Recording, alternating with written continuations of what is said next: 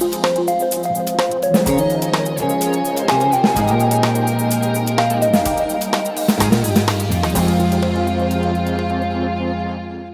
are so pleased to have Dale Bentson with us today, who is retiring after nearly 2 decades of reviewing restaurants for the Palo Alto Weekly and the Mountain View Voice. It's been a long journey. We're so sad to have this day come. We knew it would come eventually. You've reviewed restaurants big and small, newcomers, ones that are long gone. I looked up your first ever review was of Perry's in downtown Palo Alto in 2000. And your last review was of Camper in Menlo Park, which is an interesting sort of bookend. I think Camper's more of a newcomer. And you can see that in 18 years I didn't get very far. Downtown Palo Alto to Menlo Park. Yeah. Well, I'm curious if you could tell us sort of how you first got into restaurant reviewing. Well, it was like so many things that happen in life, it was serendipitous. I had recently sold a company that I had was running. It was natural fiber bedding, organic wool and organic cotton.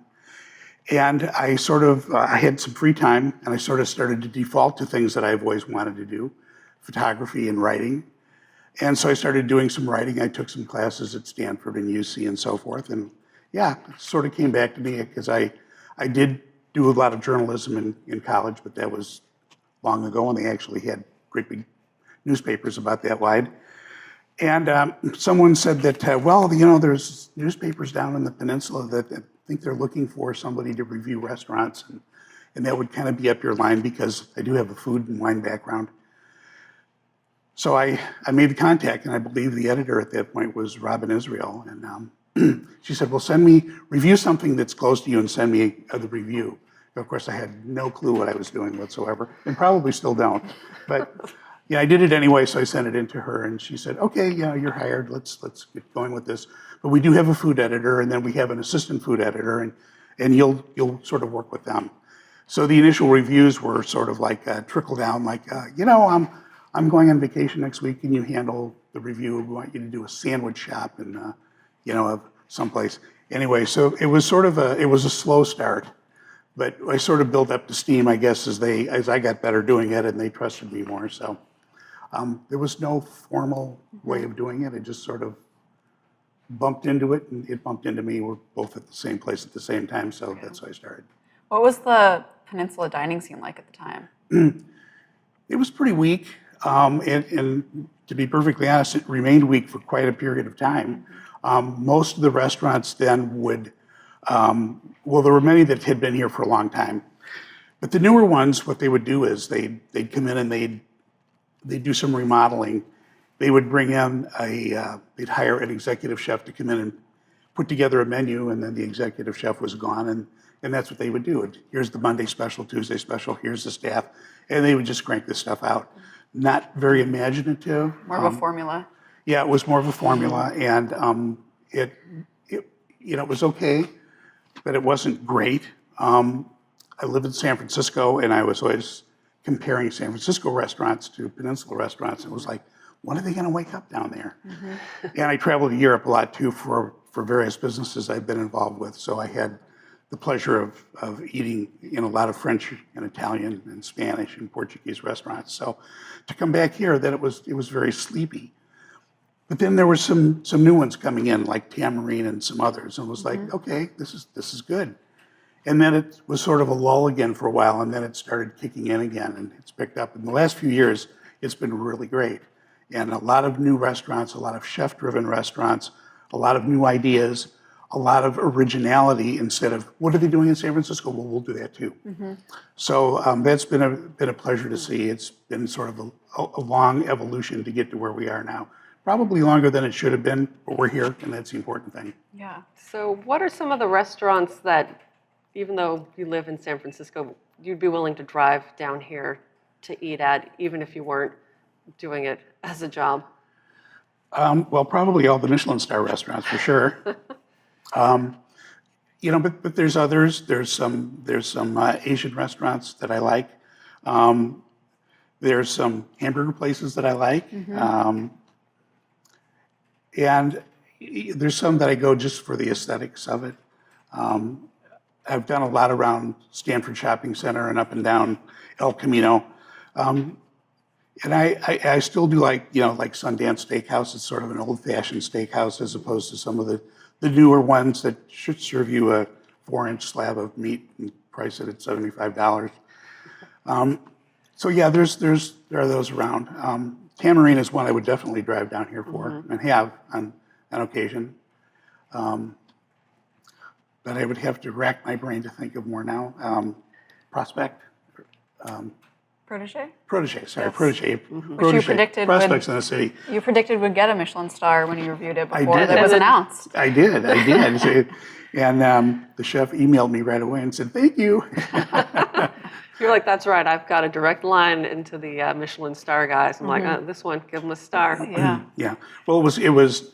I mean, you could tell they were serious about what they were doing. And given their background. Not only given laundry, their background, the attention to detail is what makes all the difference in any restaurant, well, in any endeavor, whether it's restaurants or whether you're building computers. It's the detail that makes the difference, always.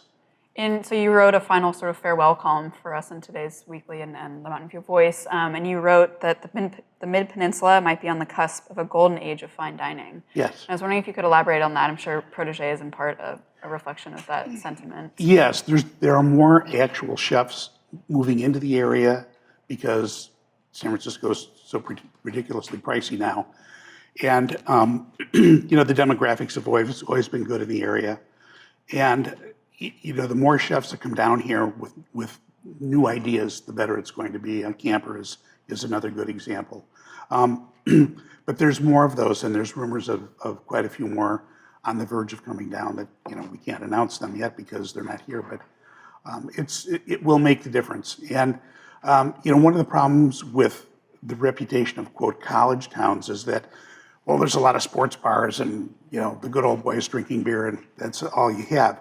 Well, that's true. We've always had those, but every college town does. But this is a little more sophisticated than that. And, once you get away from that culture, which really isn't all that big, there are many opportunities for really great restaurants down here. So, and they're coming. I think for readers who have never seen you before, since you dine anonymously, would be curious to hear a little bit more about sort of your reviewing process, since it can be kind of mysterious in a way, and sort of there are definitely a lot of parameters that you set upon yourself in terms of how you go about evaluating a restaurant and steps you take to preserve your identity. Yeah, well, the thing is, I make the reservation. In the beginning, I thought I better not make the reservation under my own name. They'll know who I am. But the reality is, most people don't, or on the reception, it doesn't register. It isn't like New York where you have, Frank Bruni or Pete Wells or Ruth Reichel doing the reviewing. Most people don't get it. They don't look at the reservations. They just look to see how many covers they have coming that particular evening. So I use OpenTable a lot. Before OpenTable was available, I would use my middle name, Francis, or Dale Francis, make the reservation that way, just in case. And I go in anonymously. I treat it just like I'm a regular customer, which is the whole idea of the column in the first place, is not to be look for anything special, but how do they serve regular people, and how do you justify the prices you're charging for what I'm getting? So over the years, like anybody that's done anything for a long time, you start to develop your own little biases and things that bother you and things that you look for that are like, they did that just right. For instance, red wine. I always drink red wine. And if they serve the red wine and the red wine is too warm, that's a real no-no. Because red wine, typically in restaurants, they're young wines or newer wines, unless you're in a top restaurant and you can pay $500 or $600 for a bottle of wine. It just, if it's too warm, it brings out the bitterness of the tannins and so forth. And that's not good. If they just chilled the wine down a little bit, and I have frequently asked the server to take the bottle of red wine and chill it just for 2 minutes. Just put it in the refrigerator for 2 minutes, bring the temperature down. So that's one thing that I look for. But there's other things, sort of like when you walk up to the door to the restaurant, it better be clean. I mean, if it's not clean, it's not very inviting. And if it's not a clean front door, if that glass or whatever it is hasn't been cleaned fairly recently, it's like, uh-oh. So Doesn't I'm on bode red well alert. for the state of the kitchen. No, and then that's the other thing is the bathrooms. Of course, everybody looks at that. The bathrooms are dirty. What's the kitchen look like? And usually what I found is the ones that have dirty front doors and dirty kitchens, dirty restrooms, have kitchens that are not open kitchens. You can't see in what's going on. It makes me very nervous. So I try to order fairly bland food in those places. Nothing raw, huh? Yeah. How do you decide what to order? I mean, do you have a strategy for, it's not just what you like to eat? No, in fact, I probably go contrary to what I like to eat or what I would typically eat because I feel that I eat the same thing that everybody else would eat. You know, you go into a place that's famous for hamburgers, well, everyone's going to order a hamburger. Well, you know, everybody in town has probably already been there and had that hamburger. So what else do they have in the menu? So I'll look for some of the other things that they have. And, you know, now we're finding things like octopus on the menu that you never saw even just a few years ago. It's like, I'll always order the octopus as opposed to the fried calamari. And there's a certain way to predict, or a certain way that you cook octopus. I think it's like either 30 seconds or 3 minutes or something like that. There's a formula. And if you do it just right, it's succulent and delicious. And if you don't, it's, you know, you can probably bounce it off the floor a couple of times. So I try to order things that are not the ordinary. Or sometimes I'll inquire of the server, well, what is your most popular dishes? What do people say? Oh, everybody loves our. And so I'll go the other way and order something else. Not always, because I make multiple trips to a restaurant. I will order the famous or their best dish one time, but then the other occasions I'll order something that's kind of down in the menu. Yeah. And you usually dine with a dining partner. Do you lay any restrictions on your dining partner? Yeah, the only restrictions are I get to taste all your food, and I solicit their opinions always because, you know, there's, oh yeah, I can really taste something in here. I'm like, yeah, you're right. What is that? Cardamom. Oh, yeah, you're right. That is cardamom. So, you know, a lot of times I've dined alone, and a lot of times I dine with a partner. But if you're dining with me when I'm on an assignment, then, you know, I'm the boss. You know, and you know, you can't. No, you both can't order the same thing. You order the salmon and you order the cod, but you can't both order salmon. So those are kind of things. So we can get the biggest variety of dishes and have a good taste. I feel like food criticism is at a really interesting sort of turning point right now. There are a lot of new national restaurant reviewers. New York Times now has a California-based critic. The San Francisco Chronicle just got a new critic, LA Times. So I'm curious sort of how you've seen food criticism and the state of restaurant reviewing evolve over the last 2 decades. Yeah, well, I suppose like everything else, it's turning more political. And I don't necessarily mean Republican, Democrat political, but I'm talking more about environmentally critical. People are much more aware of where did this food come from? You know, where was this sourced? I mean, the invention of words like locavore, I mean, those things didn't even exist a few years ago. And now people look for them. Or organic. I mean, 18 years ago, you said, we have organic chicken. They go like, well, yeah, all the chickens are organic, aren't they? Oh, no. No, that's not what they mean. And maybe in Europe, they have a better notion of that. They call things biologic. Because organic has been usurped by the big companies, so that it almost doesn't mean anything anymore. Sustainable, that's a word you see a lot now that you never saw before. And people are concerned about that, and I think the next generation of all the generations younger than me are more concerned about environmental issues with not only how the food is grown, how it gets to the plate, and what you're putting inside your body. Much more aware than ever before.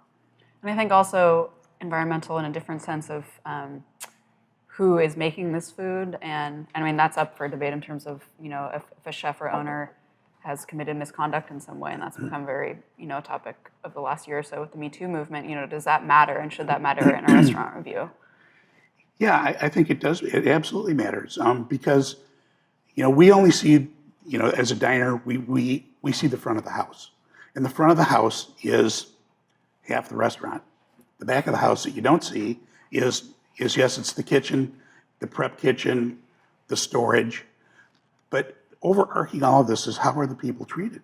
And how long have you had your staff? I've asked that question quite a bit recently on reviews. How long have you had your staff? Staffing is a very difficult thing in restaurants right now. There just aren't enough workers. Wages are high. And unfortunately, the Bay Area does not have the best of all transportation systems.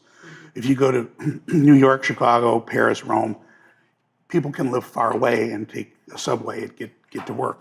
You can't do that here. It's very difficult to do that.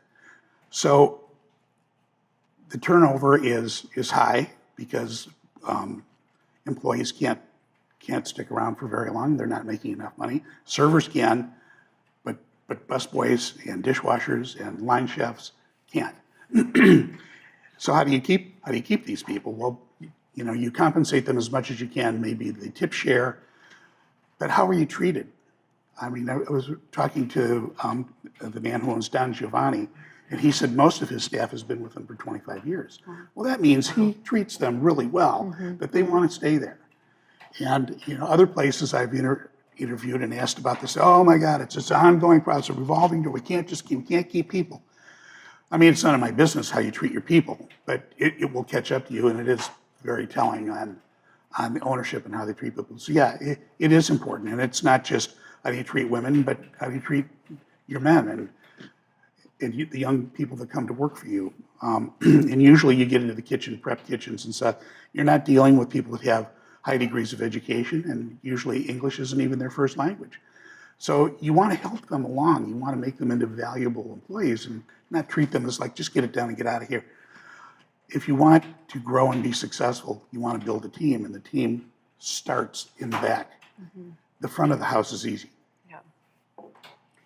What is one food trend that you would be very happy to say goodbye to in 2019? A food trend. Well, as you probably know, I've never been a fan of kale.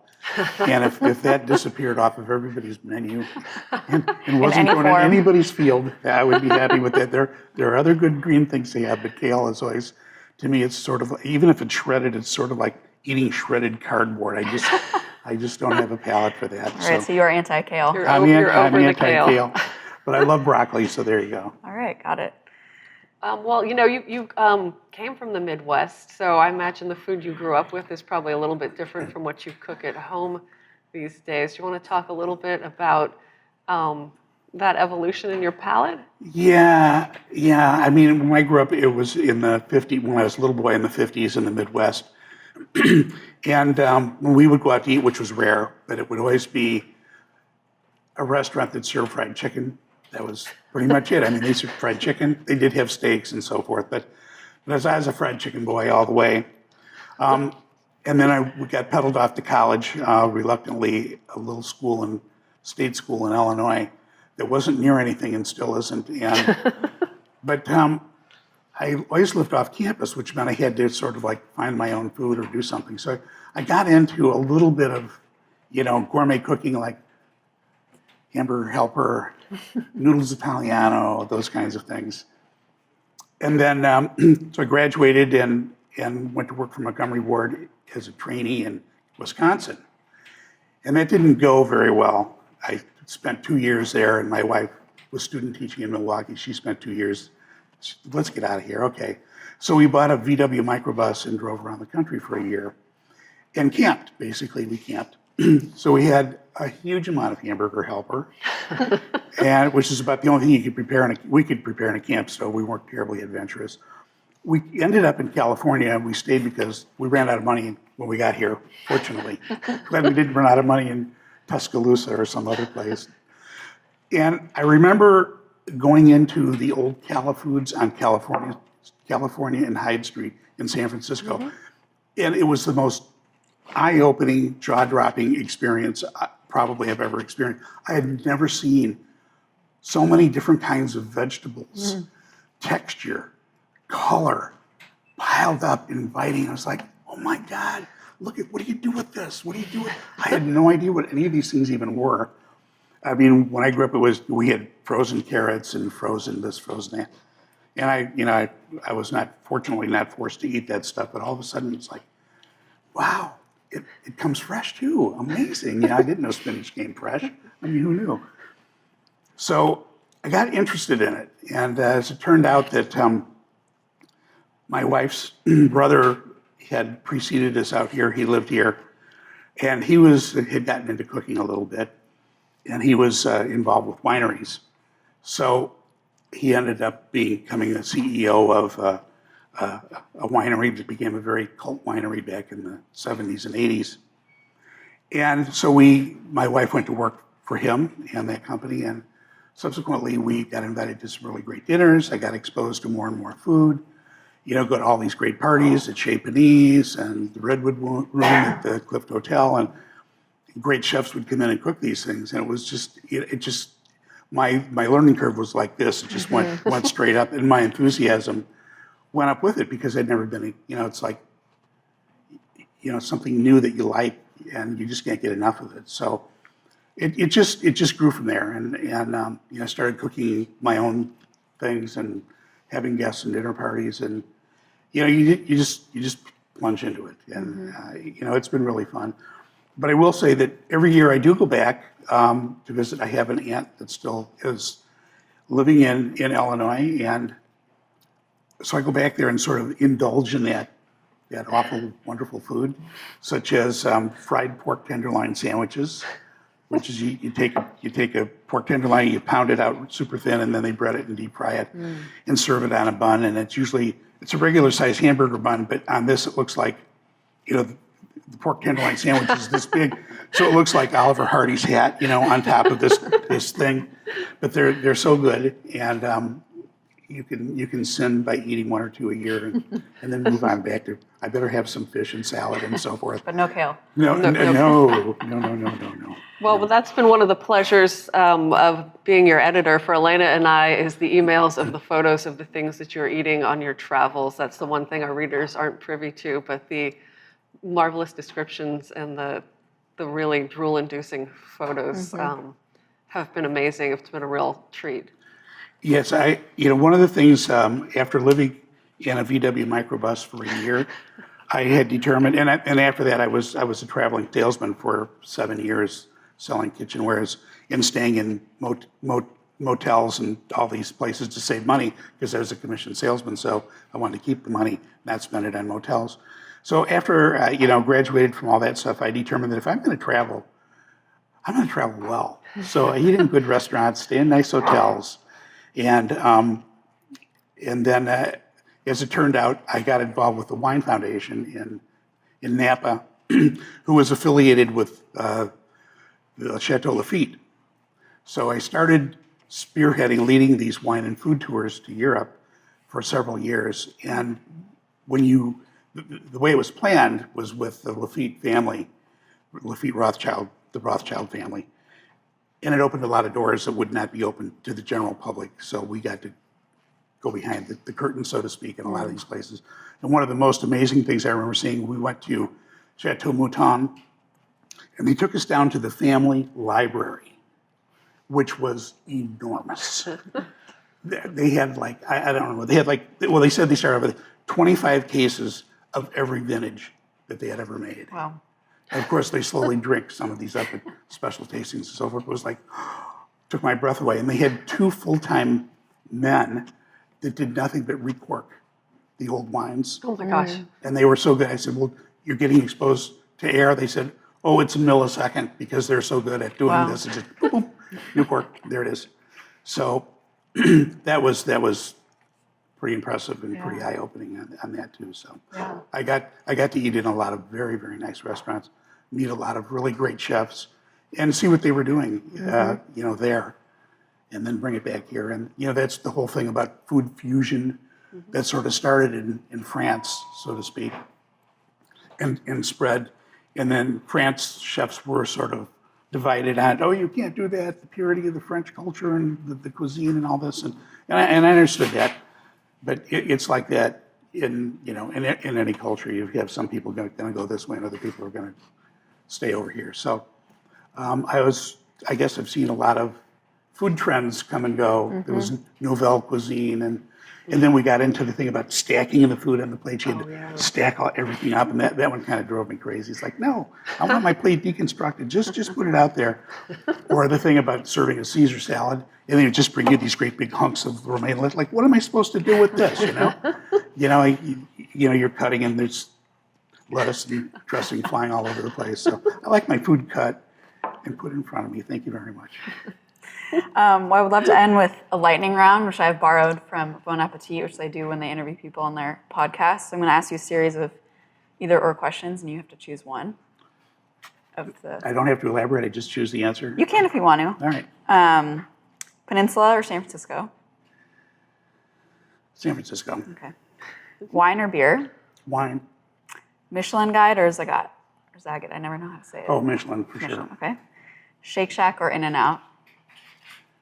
I haven't been to Shake Shack yet. Okay. You can decide later today. Yeah, both decide. Jonathan Gold or Michael Bauer?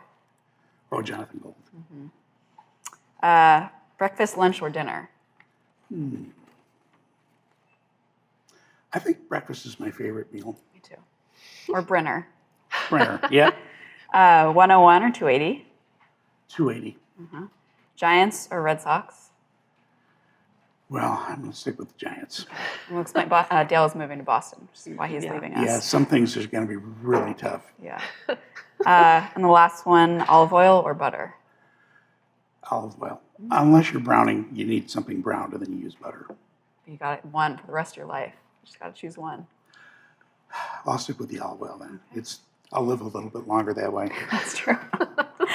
Well, thank you so much, Dale. We're going to really miss you. You've done such a service to this area by writing reviews for so many years, and really big shoes to fill. Well, thank you. It's been a pleasure working with both of you, and you never know.